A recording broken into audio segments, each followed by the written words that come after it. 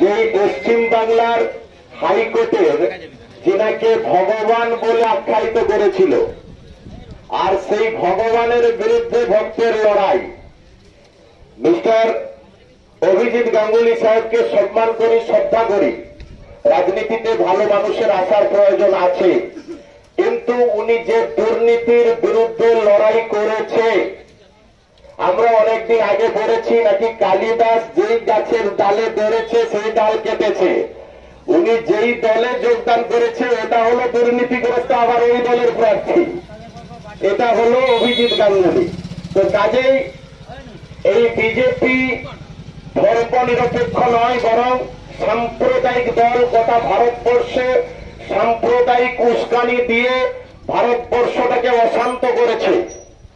আর ঠিক তার সাথে সাথে এই পশ্চিম বাংলার যিনি প্রধান সরকারে আছে তৃণমূল কংগ্রেস, এটাও এই সরকারের সাথে গোপন আঘাত করেছে। তথ্য তুলে ধরবো দুই একটা। এই ভারতবর্ষের বর্তমান সরকারে যে ক্ষমতায় আছে দুর্নীতি বিরোধী লড়াই করে, সেটা হলো দিল্লির কেজরিওয়াল সরকার।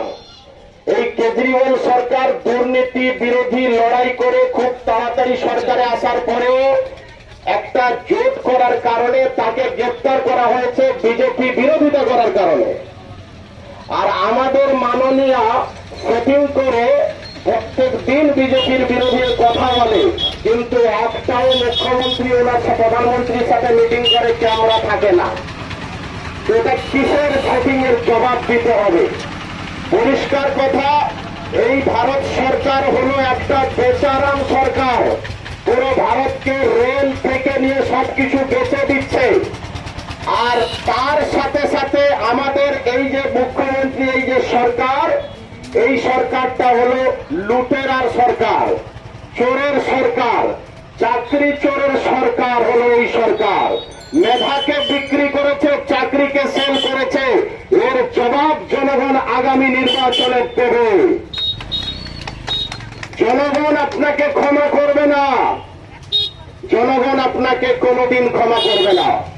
আপনি মানুষের অধিকার হরণ করে নিয়েছেন। আপনি অধিকার চাইতে গেলে আপনি কি করেছেন? বাংলার কোটি কোটি যুবককে লক্ষ্মীর ভান্ডারের নাম করে ভিক্ষার ঝুলি ধরিয়ে দিয়েছে। আর ভাইজান লড়াই করছে যে আমরা ভিক্ষা চাই না, অধিকার চাই। এই অধিকারের লড়াই আগামী দিনে বাংলার জনগণ লড়বে।